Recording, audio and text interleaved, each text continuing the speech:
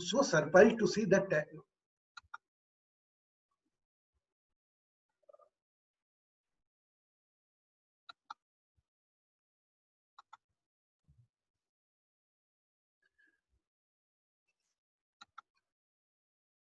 आइए हम पहले हेमकुंड साहब क्या जाते हैं। एक मिनट, ये देखिए थोड़ा चेंज हो गया। हम हेमकुंड साहब पहले हमें दर्शन देने आ गए। हेमकुंड साहब एक सिखों धर्म का एक पावन तीर्थ स्थान, एक धाम। अभी हाल फिलहाल में ये बर्फ में ढका हुआ है। ये कुछ चंद दिनों पहले की तस्वीर है। आइए इस बर्फ रूपी चादर को, ये तीर्थ स्थल ढका हुआ जो सिख समुदाय नहीं सभी लोगों के लिए पावन धाम है, आइए इसके अपन दर्शन करें और हमारी महामारी की प्रार्थना करें कि हे ईश्वर, हे गुरु ग्रंथ साहब, आज गुरुवार का दिन है, आप हमारी अरदास जरूर सुनिएगा। क्योंकि हमारी प्रार्थना जब शुरू हुई थी तो यह संकल्प लेकर शुरू हुई थी कि हम सभी साथी सभी धर्मों को साथ लेके चलेंगे। तो आइए आज सर्वप्रथम हम ये आज की परिस्थिति में जो हेमकुंड साहब हैं वहां के दर्शन करते हैं।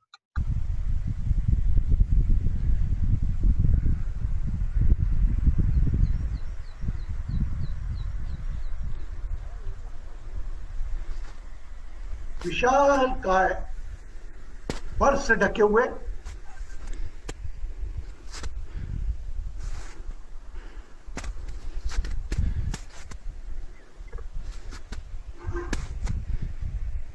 बर्फ में, और ये स्थान है इनका, हेमकुंड साहब का, और ये हेमकुंड है। आइए मिलकर हम प्रार्थना करें। जहां तक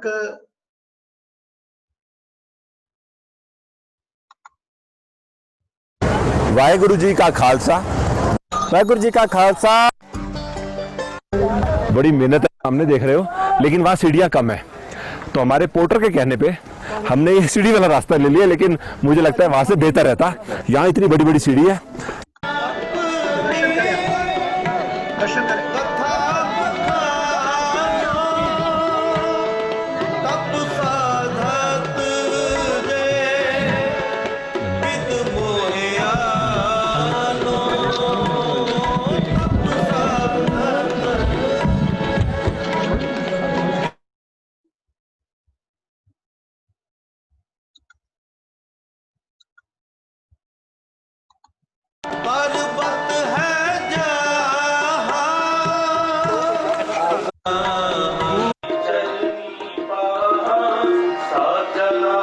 वाਹਿਗੁਰੂ ਕਰਦਾ ਹੋਇਆ ਹੁੰਦਾ ਤੇ ਮਹਾਰਾਜ ਨੂੰ ਹੀ ਮਨ ਦੇ ਵਿੱਚ ਲੈ ਨਾਟਕ ਦੇ 6ਵੇਂ ਅਧਿਆਇ ਵਿੱਚ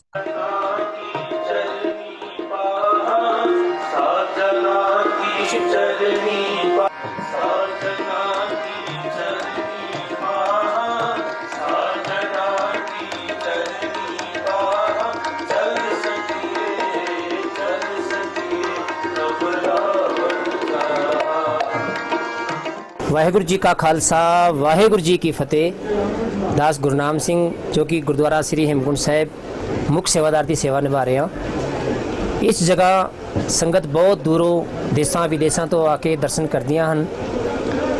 इस जगह के बारे गुरु गोबिंद सिंह महाराज ने बचित्र नाटक के 6वें अध्याय में लिखा है, हेमकुंड पर्वत है जहाँ सपत श्रृंग शोभित है तहाँ, हेम का अर्थ हुंदा है बर्फ कुंड अमृत सरोवर ਅਤੇ ਇਹਦੇ ਚਾਰੇ ਪਾਸੇ 7 ਚੋਟੀਆਂ ਸੁਭਾਇਮਾਨ ਹਨ।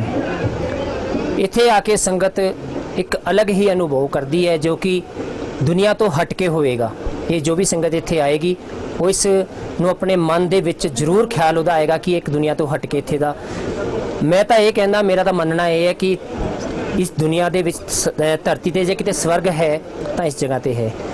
ਤੇ ਇੱਥੇ ਆ ਕੇ ਪਿਛਲੀ ਸਾਰੀ ਦੁਨੀਆ ਨੂੰ ਭੁੱਲ ਜਾਂਦਾ ਬੰਦਾ ਤੇ ਗੁਰੂ ਦੀ ਹੀ ਆਪਣਾ ਇੱਕ ਮਨ ਦੇ ਵਿੱਚ ਗੁਰੂ ਵਾਹਿਗੁਰੂ ਕਰਦਾ ਹੋਇਆ ਹੁੰਦਾ ਤੇ ਮਹਾਰਾਜ ਨੂੰ ਹੀ ਮਨ ਦੇ ਵਿੱਚ ਲੈ ਕੇ ਇੱਥੋਂ ਨੀਚੇ ਨੂੰ ਚਲਾ ਜਾਂਦਾ।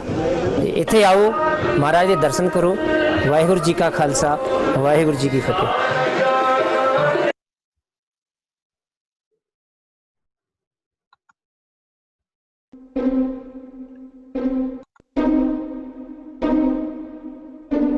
ये अंकुर वाट टेम्पल भी देखिए।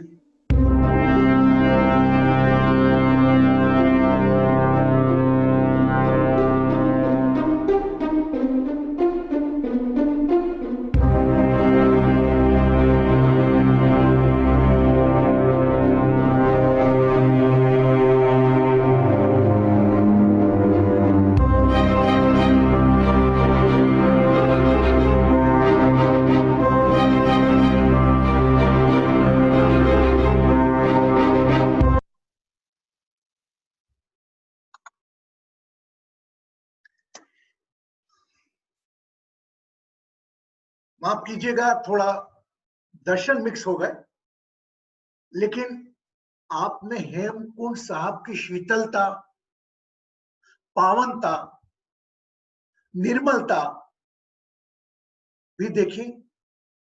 विष्णु मंदिर अंकुरवाट, उसकी विशालता भी देखी। देखिए, हम ज्यादा गहराई में नहीं जानेंगे, थोड़ा ये मालूम है हमें, हम हेमकुंड साहब के हमें मालूम था नाम है, जो बड़े शीतल स्थान पर है, बर्फीले स्थान पर है।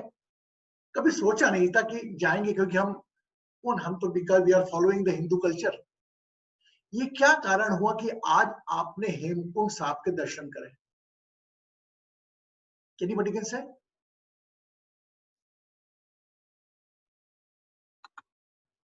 Yes, जोरावर जी।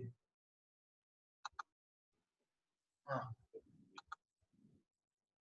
आपको मेरी आवाज सुनाई दे रही है? हाँ जी, आ रही है। अच्छा जी। देखिए, ऐसा है कि ये हेमकुंड साहब का उसमें नाम में ही अर्थ छुपा हुआ है। हेम यानी कि बर्फ और कुंड यानी कि बर्तन। ये हेमकुंड साहब मतलब बर्फ से बर्फ वाली जगह की बात हो रही है। ये साथ उन्होंने पंजाबी में कहा, तो शायद बाकी लोग समझ नहीं पाए होंगे। कुछ लोगों की तो जो सियाटल में है उनकी हिंदी भी थोड़ी सी तंग है। तो बता दूं कि इसका मतलब ये है कि ये जगह जहां पर है ये धार्मिक स्थान है, और हमारे आखिरी गुरु जो है 10वें गुरु गुरु गोविंद सिंह जी ने यहाँ पर तपस्या की थी। ये 7 पर्वतों से घिरा हुआ अपना एक तीर्थ स्थान है, और यहाँ पर हमारे गुरु जो आखिरी गुरु रहे हैं गुरु गोविंद सिंह जी, उन्होंने अलग एक ग्रंथ लिखा था, जो कि हम लोग के ग्रंथ में वो बात शामिल नहीं है। उसका नाम दसम ग्रंथ है। जितने भी पंजाबी लोग हैं उनमें से शायद ही बहुत कम लोगों को पता होगा कि एक तो गुरु ग्रंथ साहिब है, जिसके बारे में आपको भी आप जानकारी होगी और बाकी लोगों को ही जानकारी होगी। लेकिन एक ग्रंथ और है, दैट इज उसको दसम ग्रंथ कहते हैं। वो गुरु गोविंद सिंह जी ने लिखा है, और ये यहाँ पर ही इन्होंने आके तपस्या पिछले जन्म में की, वरदान स्वरूप इन्हें इस जन्म में भी आना पड़ा। बहुत सुंदर। और दूसरी बता दूं आपको बात यानी, ये हम लोग का एक काफी क्या बोले महत्वपूर्ण धार्मिक स्थान है, जहाँ जाना अपने आप में एक सौभाग्य की बात है। और बहुत ही कम लोग, जैसे मान चलिए अमरनाथ यात्रा पे बहुत कम लोग जा पाते हैं, या मानसरोवर यात्रा पे बहुत कम लोग जा पाते हैं, वैसे यहाँ भी हर कोई जना नहीं जा पाता। बहुत कठिन चढ़ाई है, ऑक्सीजन की बड़ी कमताई है। लेकिन आपको मैं एक बात ऐसी शेयर करता हूँ जो आपको गूगल या किसी भी और उसमें जानकारी नहीं मिलेगी।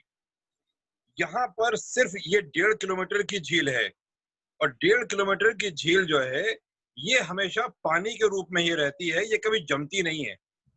ये बात अपने आप में एक आश्चर्यचकित करने वाली बात है। ये जमती नहीं है।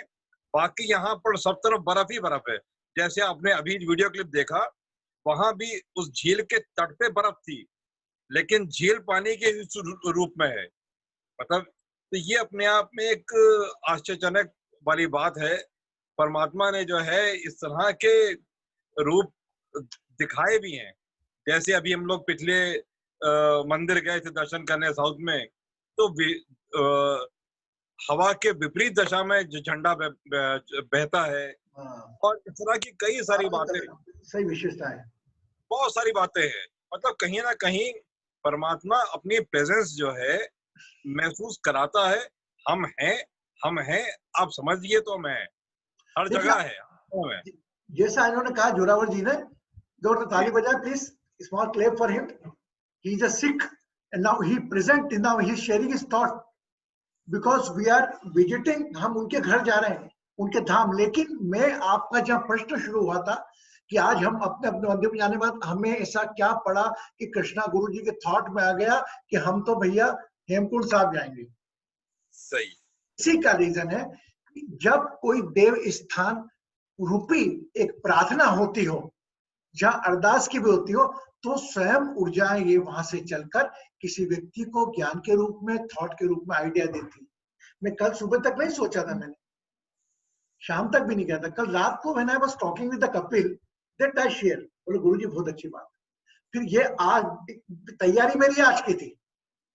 ये जो मैंने आपको स्काई वाला दिखाया वीडियो, एक वो उनके जो हेमकुंड साहब के जो वो है जत्थेदार, उनका लेक्चर सुना, ये सुबह ढूंढा मैंने। तो बात क्या, मेरा भाव ये रहता है कि आप अधिक से अधिक आप अपना समय मुझको दे रहे हो, उस समय में आपको कितना अधिक से अधिक रिटर्न दो, ये मेरा भाव रहता है। और साथ ही उस रिटर्न में मैं भी दर्शन करके बातें बन जाऊं। तो मैं दर्शन दोनों, मैं कृष्णा जी एक बात शेयर करना चाहता हूँ, जितने लोग हैं सबके लिए। आपको तो जानकारी है कि मेरी मम्मी की तबीयत काफी खराब थी और मैं करीबन 1 आध महीने पीजीआई में रहा हूँ बाकायदा। मेरी मुलाकात हुई, मैंने और लोगों से भी कहा और खुद भी समझा कि ये समय जब मैं वहां रहा था और यह समय ये जो अब गुजरा है लॉकडाउन वाला, मैंने वहां, मेरे साथ कई लोग और भी थे, एक आध बड़े सहज स्वभाव के थे। मैंने कहा था ये समय जिंदगी में लौट के दोबारा नहीं आएगा जब आपके पास करने के लिए कुछ नहीं है। इससे अच्छा कोई समय जिंदगी में नहीं मिलेगा कि आप परमात्मा से जुड़ जाइए और जितना हो सके उतना ज्यादा इसमें समय गुजारिए। बहुत सोना, बहुत खाना, सब चलता रहेगा। ऐसा समय लौट के जिंदगी में शायद ना आए। एक वो समय था मेरी जिंदगी में, और एक समय ये इस तरह का सबकी जिंदगी में आया हुआ है कोरोना की वजह से, ये सब लॉकडाउन में है। इससे अच्छा समय कुछ नहीं हो सकता कि आदमी अध्यात्म तरफ जुड़ रहा है, वो जिसको इष्ट मानता है अपना, उसकी प्रार्थना आराधना करे और समझे। बहुत कुछ सीखने के लिए, मतलब कितने सारे संत, पीर, फकीर, उन लोग की जिंदगी गुजर के समझते समझते, और जितना गहरा डूबे उतने अच्छे मोती चुन के लाए। हम लोग तो आम इंसान है। बहुत सुंदर। तो जितना जी ने शेयर की अपनी बात कि ये पल नहीं मिलने वाला, तो आइए इन पलों को हम यूज करें एक सकारात्मक ऊर्जा के साथ। दो जगह हमने जाके हमारे प्रणाम लगाए हैं, एक दोनों पावन स्थान। कंबोडिया में सरकार आपको पैसे देती है, offer some compensation of the money every state to visit there. Any how many no कि अगर आपको ऐसे तीर्थ स्थान पे जाना है तो जो भी आपके देश की राज्य सरकार होगी वह आपको टिकट का खर्चा देती है। How many no? Kapil, yes? नहीं, हमारे मध्य प्रदेश में तो कैलाश मानसरोवर, आपने बोला हमारे मध्य प्रदेश में अंकुर वाट, कैलाश मानसरोवर जाओ, वहां एक कुछ फंड मिलता है, वो बात अलग है, मिलता काफी दिनों बाद है ना। वो अगर जैसे हम कैलाश मानसरोवर गए थे, कैलाश मानसरोवर में हम तो हेलीकॉप्टर से गए थे, लेकिन जो पैदल जाते हैं उनको कुछ कंपनसेशन मिलता है, लेकिन अंकुर वाट में तो मिलता है। वहां पर हेमकुंड साहब का भी देखिए, तो मतलब सरकार खुद चाहती है कि आप ऐसे स्थानों पर जाएं। बोलना चाह रहे कपिल कुछ आप? मेरे को आइडिया नहीं था, मतलब कैलाश मानसरोवर का पता ही है, वो हर स्टेट की अपनी अपनी पॉलिसी है। मध्य प्रदेश सरकार द्वारा अंकुर वाट का और अंडमान निकोबार में जगह, वहां का भी कुछ एक्स्ट्रा पैसा मिलता है, 30,000 रुपीज। तो देखिए सरकार चाह रही है कि आप अपने देश की चीजों को देखकर आए, लेकिन हम एक संकल्प के साथ आए हैं और एक संकल्प के साथ हमारे समय का उपयोग करेंगे। और देखिए आपकी ऊर्जा, जो समय था, कितना अच्छा हमारा लॉकडाउन का पीरियड कटा। लेकिन आज मैं थोड़ा मिस कर रहा हूं अमेरिका को। आज फेसबुक में आया था, today I was in the America, और जया जी मुझे बड़ी प्यार से मोनो रेल घुमाने वगैरह लेके जा रही थी सुबह से लेके शाम तक। आई सा द फेसबुक में आ जाता ना उसमें मेमोरी में, तो 3 दिन शायद इन्होंने मेरे लिए स्पेशल अलग रखे थे, जो मेरे को घूमने के लिए रखे थे। उसमें कोई सेशन नहीं रखा था, कोई हॉल का सेशन नहीं। बोले गुरुजी आपको 3 दिन घूमना है, तो हम वो 3 दिन घूमे थे, तो मेरे को वो स्मृतियां भी आई, तो वो भी आप। We are missing you Jaya, and really she what she मतलब सुचित्रा वगैरह सबों ने मिलकर अपना समय दिया, और स्पेशली कृष्णा वेनी जी, गिरीश जी, जो बिल्कुल माय गॉड पूरा टाइम छोड़कर मेरे साथ रहे, माउंट रेनियर गए। ये सब समय कट जाता है, बस याद रहता है कि यार हमें ये इसने के कृतज्ञता के रूप में आपका जो भी समय आप याद रखो, इसके अलावा कोई दूसरी जिंदगी में नहीं रखा। Just pay the gratitude where you are. हम करते हैं सेशन में कि हम कृतज्ञता पे करते हैं, लेकिन हम कृतज्ञता पे करने के साथ हर व्यक्ति की करो। किसी ने अच्छा दिया और कोई बात भी सीखी तो भी पे करो। ये भी अपने आप में एक बहुत बड़ी पूजा है। एक चीज और शेयर करना चाहूंगा, मैं फिर आपसे प्रार्थना चाहूंगा कि सामान्यतः कुछ लोग, अधिकांश लोग, ये जो अपना किचन का सिंक होता है ना, आपका किचन का सिंक जहां पर बर्तन धोते हैं, रखते हैं, यस एवरीबॉडी होम, हर घर में होता है। आप समझ गए मैं क्या बोलना चाह रहा हूं। आपका जो बेसिन है किचन का, जिसमें खाना बनाते हैं, आप कभी उसमें अपने हाथ ना धोएं। Lot of times after lunch और डिनर वो जाकर उसमें हाथ धो लेते हैं। रॉन्ग। हाथ आपको आपके बेसिन में ही धोना है।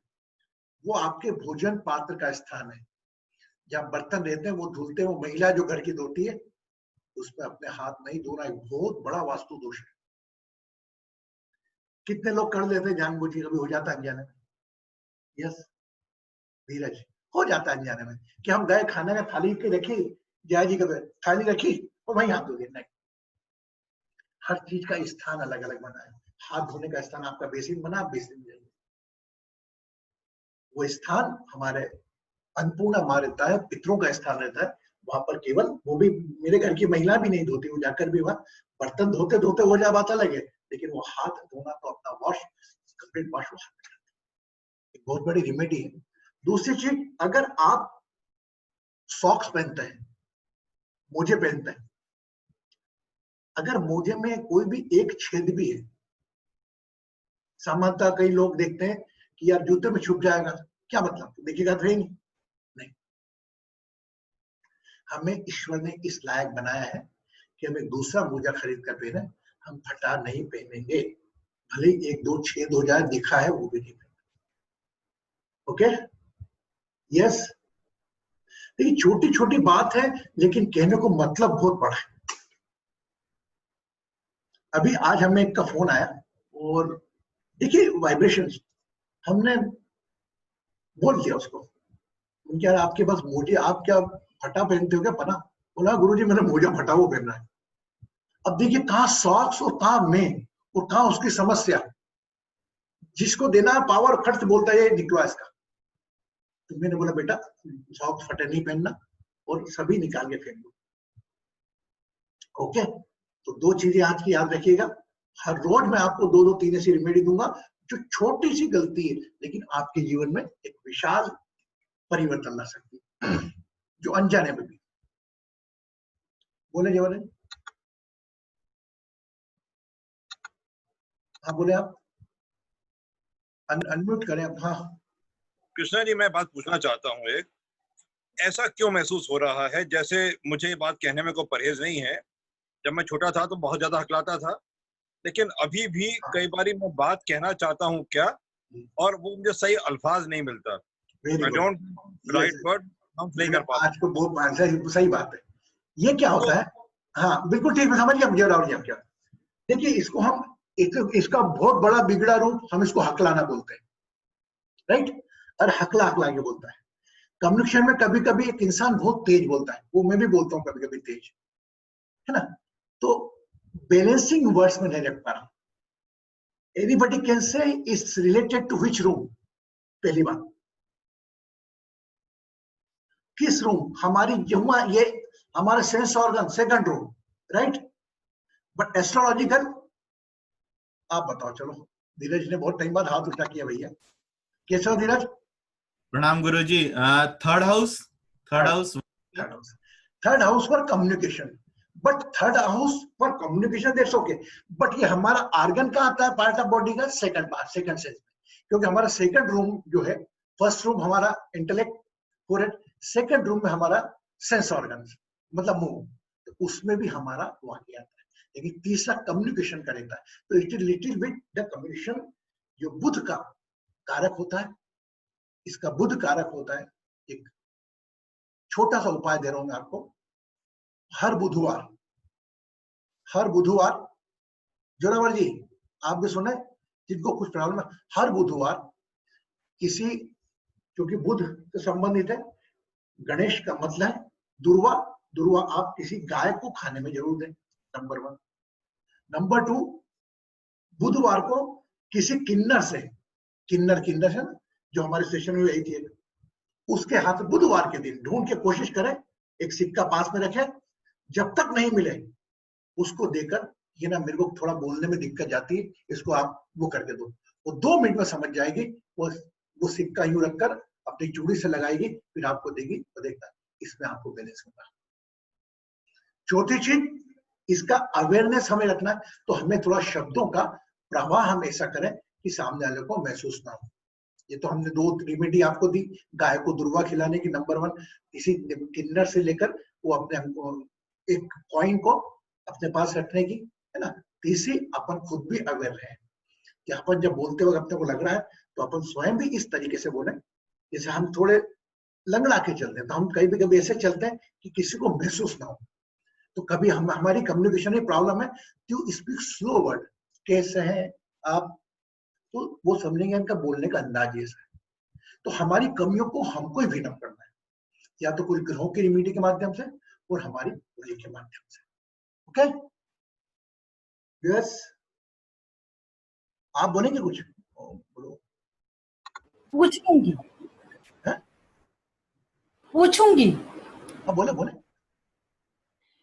गुस्सा बहुत आता है भैया मुझे। हाँ बोलो। अच्छा हाँ, देखिए गुस्सा जो है ना, गुस्सा आना बहुत बड़ी बात है। आप इससे अवेयर हो कि मुझे गुस्सा आता है, that is very positive thing.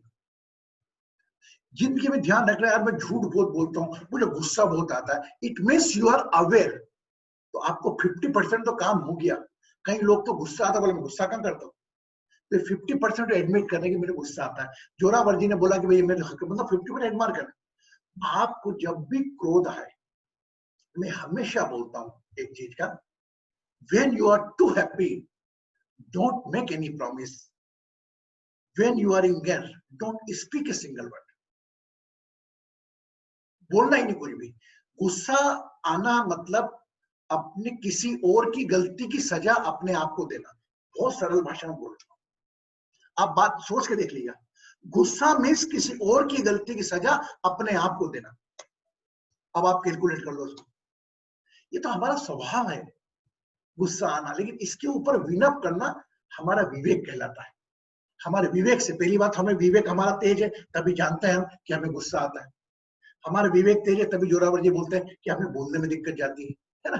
ये सब चीजें हैं। लेकिन मैं आपसे एक और कहूंगा कि अवेयर रहने के साथ साथ अगर हम थोड़ी चीजें अप्लाई करते हुए चले अपने आप पर, तो मेरा मानना है कि आपने पिक्चर देखी थी कौन सी,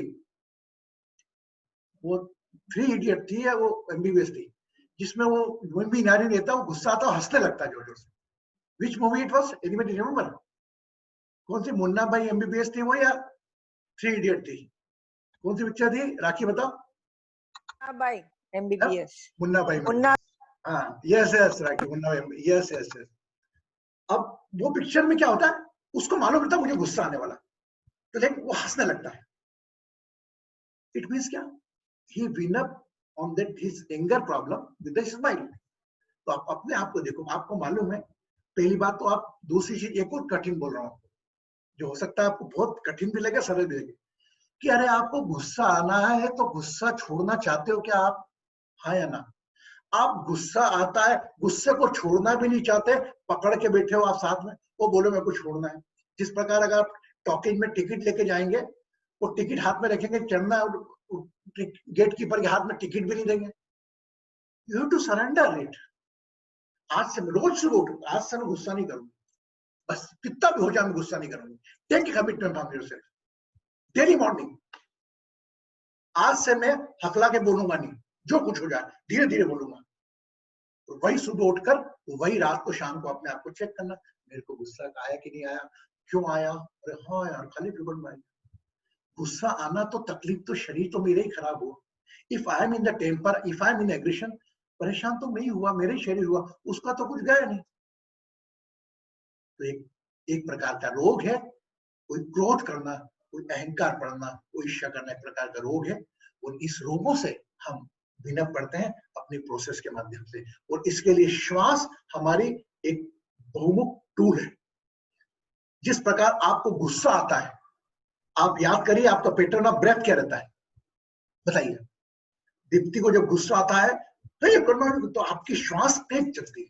यस, और आप चुपचाप अभी नॉर्मल बैठे हैं, आपकी सांस नॉर्मल चल रही है। लेकिन आप बिल्कुल जब उदास हो जाओगे, रोने वाली स्थिति हो जाएगी, तो वो शॉर्ट हो जाएगी। It means your emotion is directly connected with your breath. तभी हमारे सेंडिक प्रोसेस में हम 11 बार मुख से भी सांस छोड़ते हैं, 11 बार नोस्ट्रल से नोस्ट्रल छोड़ते हैं, कि हमारे एक श्वास में एक रिदम बने। आप बोलो जो भस्म योग कर लो आप, उसके बाद आप गुस्सा कर सकते हो क्या? एनीबॉडी कैन से? आप अगर भस्म योग प्रोसेस कोई भी साधना करके उठे, गुस्सा कर लोगे क्या? नहीं कर पाओगे, क्योंकि उस वक्त आप दिव्य गुण में हो गए। तो इसीलिए समय समय में अपनी दिव्यता को बढ़ाने के लिए अपने कोई भी किसी की भी साधना करते रहना चाहिए। क्लियर? अच्छा लगा बातचीत राहुल? अभी आज हमने देखो राखी जी से बात की, राखी शी फ्रॉम हांगकांग, एंड वो जाने का प्लान कर रहे हैं लेकिन नहीं जा पा रहे। Even she plan to organise one special charter for them. 79 participant जो किराया उसका 5 गुना भी देने को तैयार है, लेकिन वो नहीं जा पा रहे। कई बार ऐसी चीजें होती हैं, ये हमें जाना है और नहीं जाना है। हम चाह के भी जा रहे हैं, सब कुछ चीजें सक्षम है, लेकिन ऊपर वाले की क्या मर्जी हमको जा रहे हैं।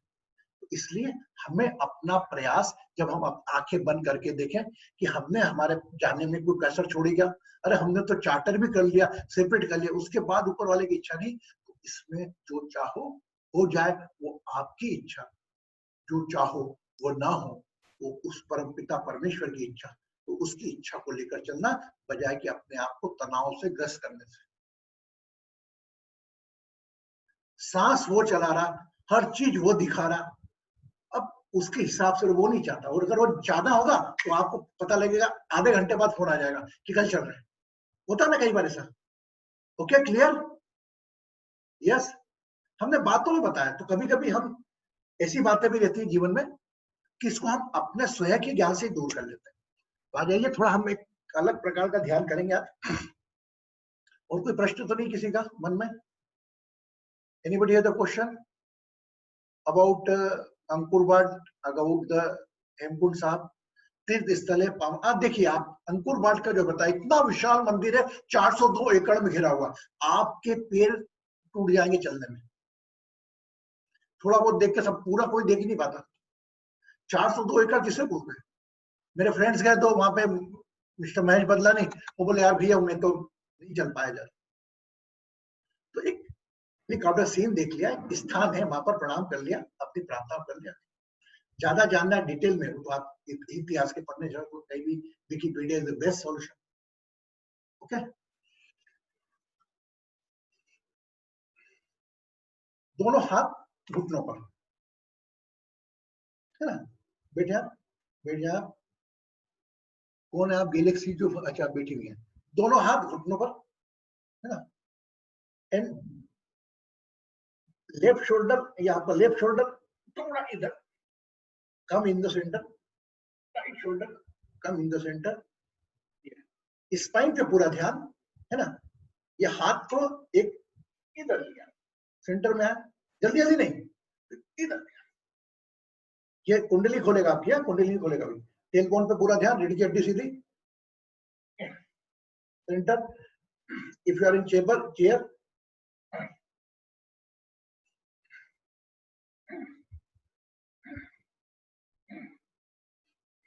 इस प्रकार पेंडुलम घूमता, total your on the tailbone. Now straight, दोनों हाथ जैसे